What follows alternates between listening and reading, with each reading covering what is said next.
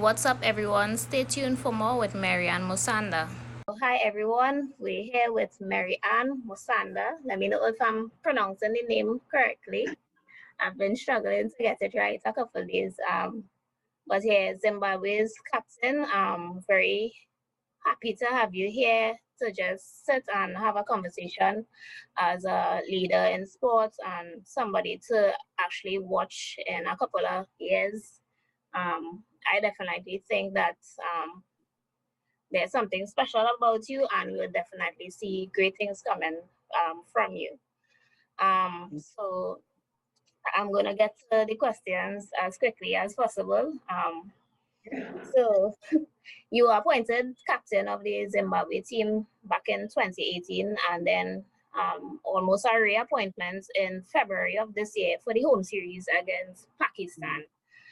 Explain your reaction and your thought process every time when given such huge responsibility to lead.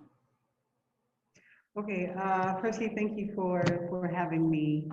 I'm quite honored to be here with you. Well, I think it's something that I did not think I would do, to lead as a captain. So when it came, when I was told by the coaches and the tech team, I was quite surprised. But I was happy to be given that responsibility. I think leading is it's a privilege to be able to influence other people and how they perform, and just giving them your ideas, and then they give you their ideas, and then you see the way forward. Um, so yeah, I was initially I was surprised, but I settled into the position uh, pretty well. We started off with going to Namibia. We toured Namibia, and then went for qualifiers, hosted qualifiers back in 2019, and then came 2021. That's the first time I captained one day of the ODI. So it's been a good journey, a lot of ups and downs, but it's been a fantastic journey for me. I've got very good people around me. The team is very good, experienced players, non-experienced players. I think we have a good dynamic in the changing room.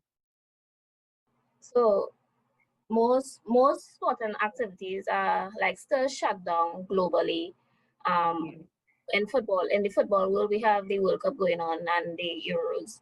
But the Zimbabwe board was able to resume women's cricket through a new professional domestic tournament for an 8-week period back in October. So how was that tournament for the athletes, and is it an annual event we'd see for the Zimbabwe's women? Yes, and I think it had been long since we had those kind of tournaments.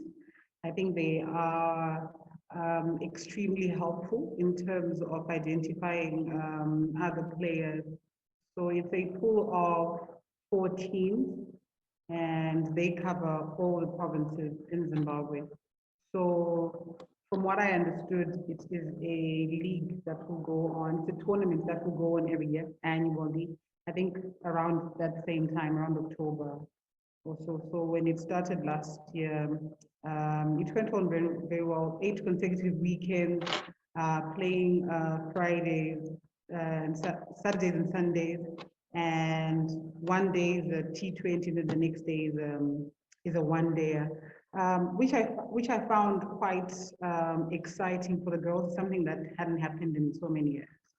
And you'd find that in terms of even performance, it was quite below average when you start. I think first 3 weeks or so, but by the time we got to finals, in the 8th week, if you were following, you would see that there was a huge improvement. And so I think it just goes to show that with more games comes better performances, better competition, and just better understanding of the game, because we had girls who were 15, 16, all the way to 30. So it was a good mix, and I was really excited about that. I'm hoping it continues like that.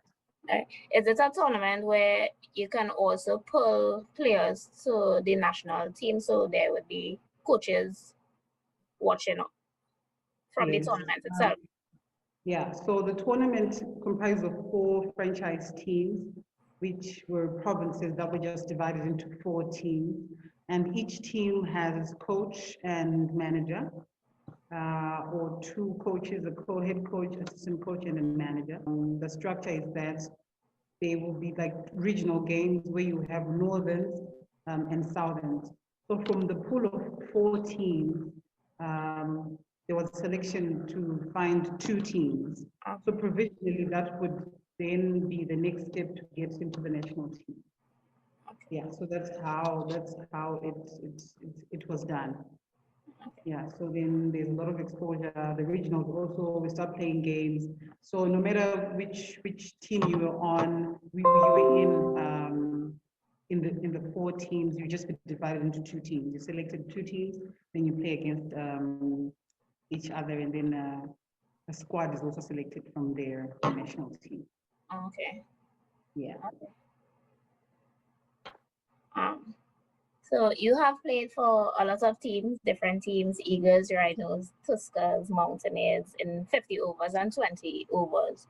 But explain Yeah. the difference between playing with these teams and playing amongst men in a male-dominant tournament, such as, I think you played for the Rainbow cricket team, men's team. Yeah. It's a different platform altogether. I think women's cricket and men's cricket in Zimbabwe are at different levels. So you'd find that when you're playing against the boys, they have a way of playing cricket that we do not know yet, or we have not gotten to that level yet. So for an example, the club games I played against the boys, you will be nervous. It's nerve-wracking because obviously they've got more pace than the ladies. And even the field sets, I remember when I was bowling to the guys, my captain, my basic field set is not how he set the field set for me, but it actually worked. So you find that in terms of depth and understanding, it's totally different, such that when I then play against the girls, my game would have improved just by playing against the guys who have a greater understanding of the game and more experience than I have. And, the little skills and, those little small percentages actually help a lot. So I think playing against boys really helped me. And then when I then played against girls, you can actually see that the level is quite different, but your game would have actually improved. Part of our culture here is that sometimes females would grow up playing in the streets or with the guys. Is it something that is that a phase that you went through as well, playing with boys growing up? Yes,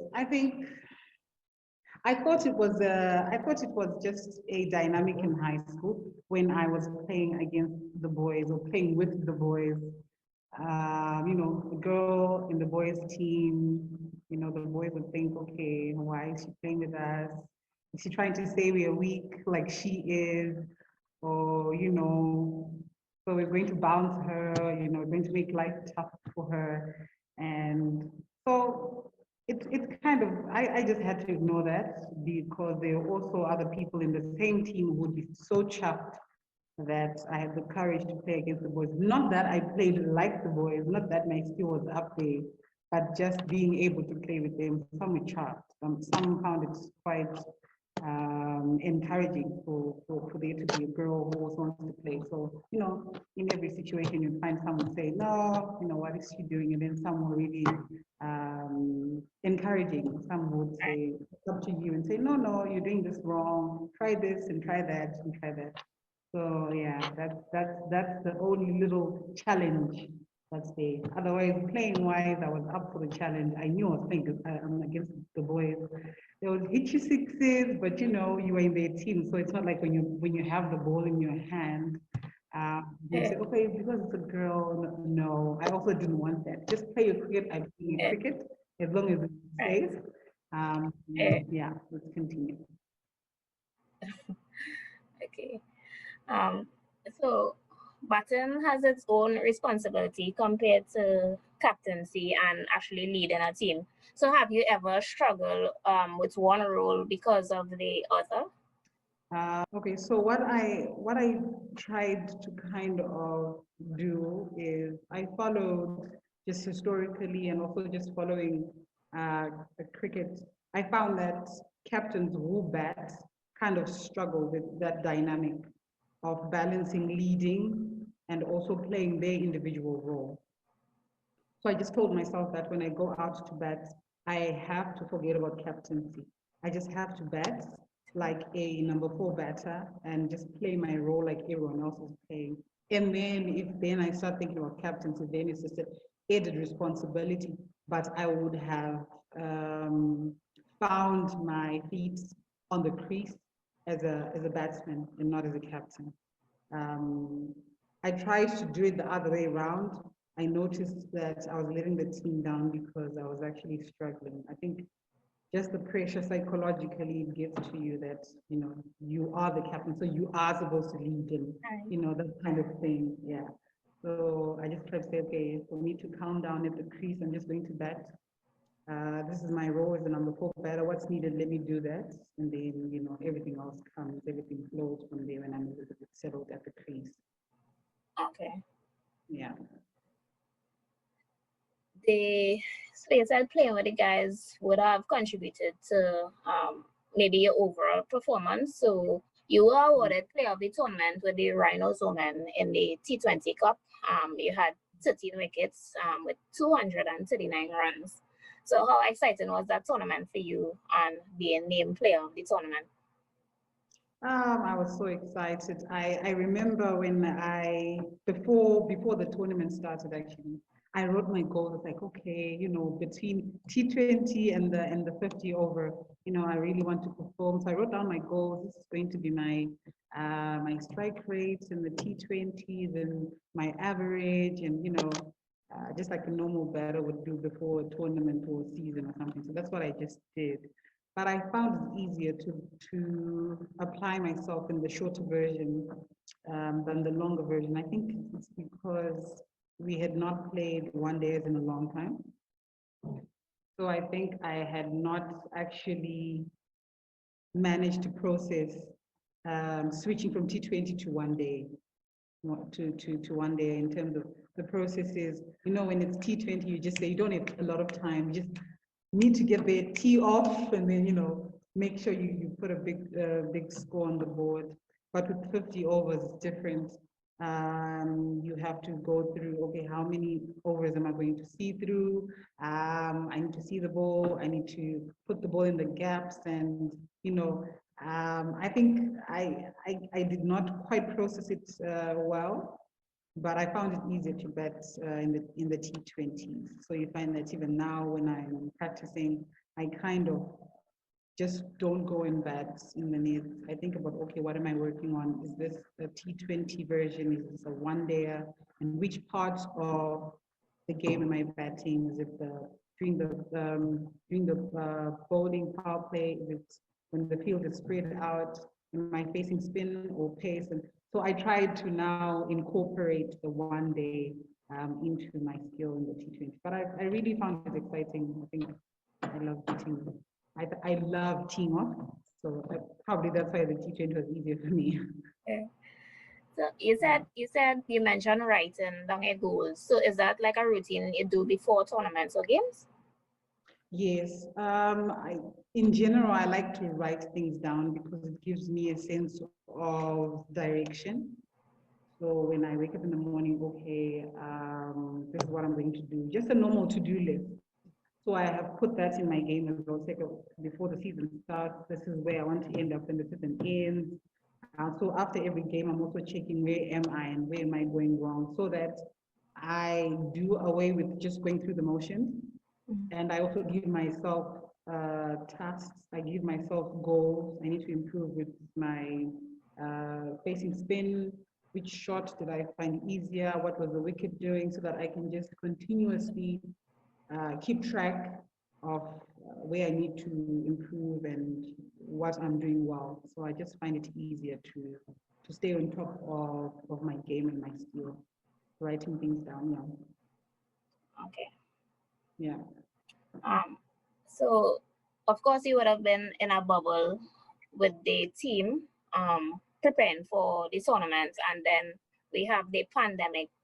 How did you go through the process in the bubble, and then how is Marianne adapting to the pandemic lifestyle in terms of maintaining her individuality and then tapping into others and actually bonding? Yeah, I think it was a first for us when we hosted Pakistan, though the series did not finish. We had not been in that environment. So we had not been together, confined. You can't go for a meal outside. You can't maybe see your friends after the game or something. We just had to be in one place. So I think I don't find it difficult to give people space and also to have my own space. So for me, not sure about the whole team, but we just try to make sure that we obviously respect each other's space, give each other space whilst in the bubble, because you always don't want to be in someone's space, all the time, because we are all different. We all go through different things at different times. But now, whatever you go through, you are always with your team. So we just try to balance, being with the team and being by yourself and just giving each other space and just making sure whatever we're doing as a team, we do to the best of our abilities, and we just have fun either way. So I think it was a good experience. I think we are getting used to it now. I think when we're preparing for South Africa, even before that, when we had the Northerns and Southerns, those regional games were also in a bubble. So we got used to it. I think we're now used to the new normal of, staying within the bubble, and when it's after game, you can do whatever you want to do in your own space. People give you space. If you want to do it with your friends, you can still do that. So it's a new dynamic, and I think we are coping pretty well as a team as well.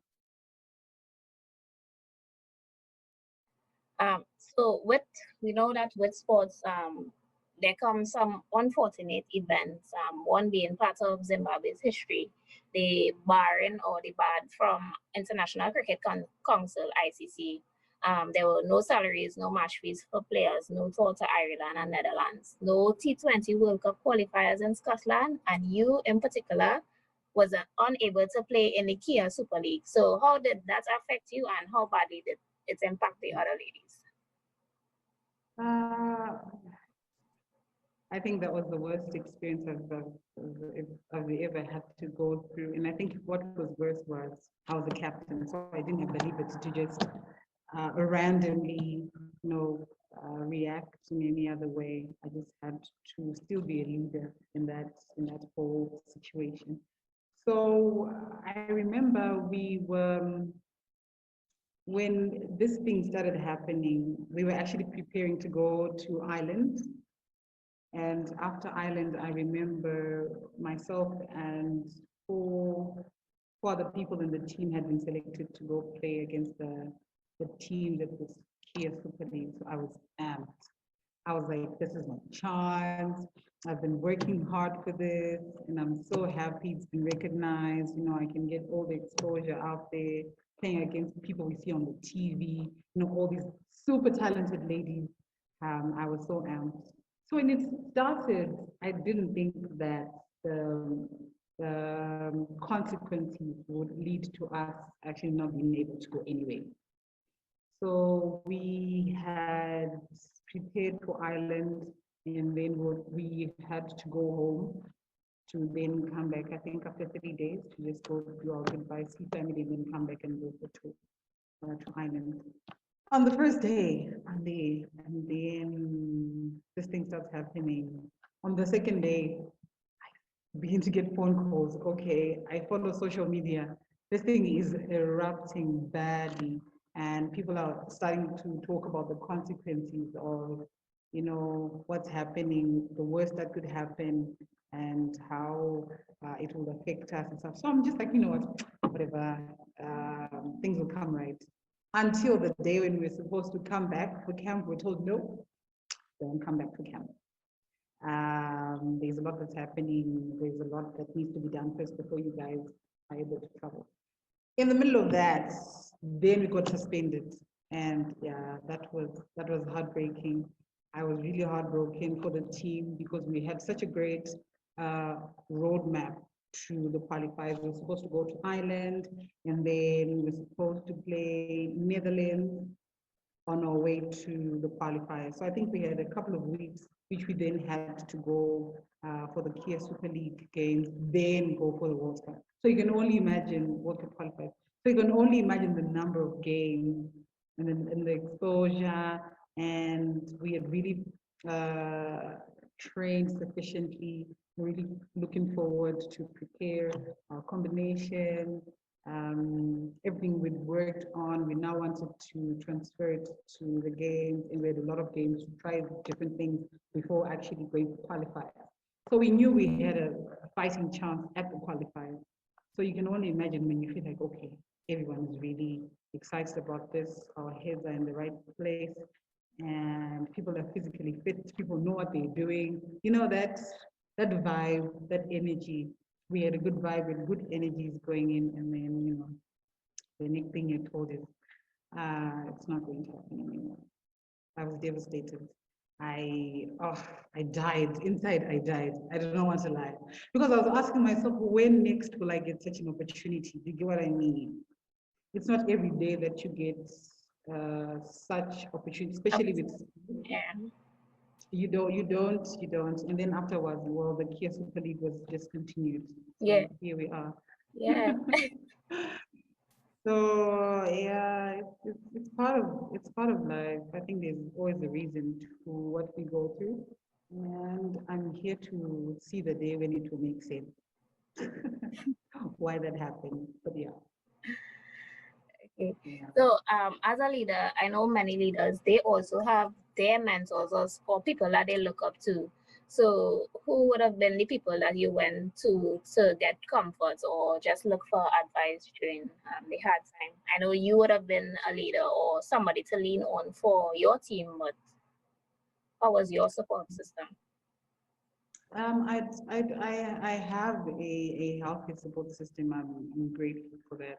I appreciate the people around me. So I have people who are cricket people, and I have people who are outside of the cricket circle. So like my mom, and within the cricket circle, I've got other male figures I look up to, people I also talk to. So I had to confide in them and just talk about what I was going through and how I was coping with everything, all the pressures around me. And in as much as I was going through this, my team was going through this, and they still needed someone to lead them. So I didn't have the luxury to really stay in my emotions for a long time. So I do have a healthy support system, and in that time, that's when I really appreciated having mentors around, having people I'm able to be honest with, and people who will be able to also open up to me and say, it will be okay, it happens. Then they give you advice and what to say, what not to say, and just how to process what I'll be going through, which was something unique. I hadn't been in this situation before. Right. On to lighter and some better news. Of the few, you have pursued a bachelor's and master's in commerce, business finance, and development, respectively. Why Yeah. commerce as the field of study? I actually went into university wanting to do marketing. And then when I was at university, I just changed my mind. So I think I found finance quite interesting. And the thing is, I think people around me think that finance and accounting is the same thing. And I told them I hate accounting, I can never be an accountant. So I wanted to do marketing or accounting, and then I said, no, let's do finance. So my undergrad, I did it in business finance, and then my master's. So it's quite a unique program. I had never heard about it, but when I heard about it, I then just fell in love with it. I think I like things that are developmental, things that help others grow, things that foster change in people, changing people's lives, having a lot of impact in communities. So I found that development finance had a lot of that, and it also had the finance bit. So it was a good combination that I did in UCT. So here I am today. I've totally forgotten about marketing, totally forgotten about accounting. I just fell in love with development finance. Okay. Yeah.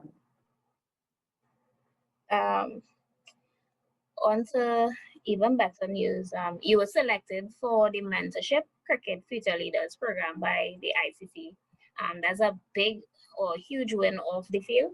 How was your response, and why does it mean a lot to you to even enter something like this? I didn't expect to get selected, to be honest. I don't know why. So when I submitted, the deadline came for them to announce the batches, and there was nothing. So I was always on the ICC refreshing the page, like, okay. I thought maybe they had announced, and probably because you're not a part of it, they will not let you know or something. But I just thought, okay, fine. So 2 weeks post the date that they said they would announce, so maybe I'm not a part of it. Okay, I tried, it didn't work. And then my friend sent me a message and said, congrats, future leader. And I was like, what do you mean? And then that's when I went on the ICC page and I saw that they had actually sent me an email, but I just hadn't opened my email. I think an hour after is when my friend then contacted me and told me that I'd been selected. So I was happy, from being sad that I didn't get selected to being elated that I'm there, and actually realizing that there were over 300 applicants, and to make the cut was quite huge for me. It was quite huge for me. And I think when it comes to mentorship, like I said, I really appreciate the help it brings. And so finding mentorship in a place of passion, so finding mentorship within cricket, I think I couldn't have asked for more. It's besides playing, you think, okay, so what will I do? What else do I like? After I play cricket, what do I want to do? And I also think, okay, I like helping people. So how will I then manage to combine helping people and still doing it in a cricket way? So when then mentorship comes to the table, there are people who are not part of the playing 15, but they're doing these things within the cricket fraternity. So I'm quite chuffed about the mentorship program. I think also being a leader and realize at the ICC realizing that there are not a lot of female leaders, and them intentionally trying to bridge the gap also falls into my plans of, okay, post playing the game, what will I want to do? So just having that kind of support to open up other avenues that are there within cricket. I was really happy. I am really happy, and I'm excited. I can't wait to start the program, and I think I'll just ask some questions. I'm really curious about what's out there. So yeah, it means a lot. I think I see the potential that girls in Zimbabwe have in terms of cricket. There are a lot of girls who want to play cricket. And just being, I'm sure being able to then use whatever information I've gotten to also help them. I think I will sleep well at night knowing that I have helped a couple of girls realize their dreams. So of course, there will be the mentors who are committed to just bringing their knowledge and expertise. I believe it's a 6 month program. But which one of the work streams which one of the work stream or work streams have you selected based on your personal goals and professional development objectives and your projected career path? I know they have the player growth, coaching, official, administrative, executive management, marketing and promotions, commercial, media, digital. A lot going on there within that program itself. There is actually, I was quite confused. I do not want to lie. So when I applied, I think I put 3 or 4, and as I was typing, I was just thinking they will think this girl is confused. Probably it's the only reason I won't be able to be selected because I am so confused. So when I then saw the list, I thought I saw the commercial business side of things, and I thought, okay, that's interesting. Um, but I had selected wanting to know more about the board and how it works, and management, executive management, how that works, and player growth. So those are the 3 that were at the core of what I was thinking of, just getting more information and being mentored on. But I saw the commercial and the business side. I'm not sure. I don't even think it's up to me. I think they'll just select from what I gave. I don't know. I don't know how it's going to work, but either way, any of those would work for me. Right. To be honest. Yeah. If it is governance or the board do, that would be so cool because now you would have experience or just getting that knowledge and you'd be able to impact your local community or Yeah. Zimbabwe women. Yeah, I think most of change comes from decision making, and so having that kind of experience, also being part of the decision makers, I think would improve the quality of decisions that are made. So that's what those were the kind of things that were going through my mind when I thought, okay, the board and the governance side of things would be something I'd want to know more about. So yeah. Okay. Yeah. Last question. Hopefully no other question pops into my head. Okay. What's next on the agenda for you and by extension the team? Like, what are you preparing for, or what goals or objectives do you have in place for? I guess short term. Okay. Short term goals. Yeah. Right. Okay. So I underwent knee surgery like 2 months ago. So I'm actually recovering, and that's how I missed the SA Emerging Games. That's why I Yeah. was not. That's why I was not a part of it. So I'm recovering. I've got, I think, 2 to 3 more weeks to go. So far, rehab has been going very well. Though I had forgotten how to run, but everything is in order now. I had a psychological block. I didn't know, like, okay, I run fast. Okay, do I turn? Is it going to hurt? Is it going Yeah. to get worse? So for now, I was just concentrating on getting better and getting fitter and relearning how to field now, how to bat now that um, I have fixed my knee, but obviously there's small things that I'll need to have to adjust.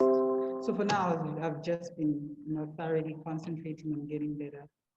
But once that's out of the way, we've got Africa qualifiers, T20, and then we've got global one-day qualifiers in Sri Lanka in December.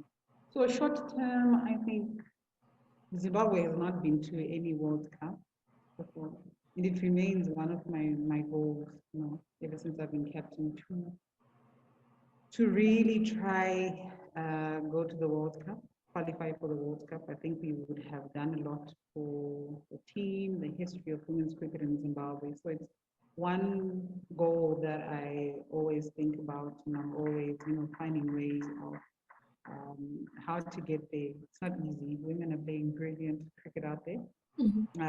So it's one of my short term in the sense that in the next 6 months it can happen if you work hard enough. So I can say short term, that's one thing we're really concentrating on. I am personally concentrating on as well. Okay. That's it for now. I really understand the mental block in terms of injury and going back out or doing the rehabilitation process. So I do wish you all the best in your speedy recovery. I really pray that those mental blocks will be removed and you'll come back better and stronger as an athlete. Thank you. Thank you so much.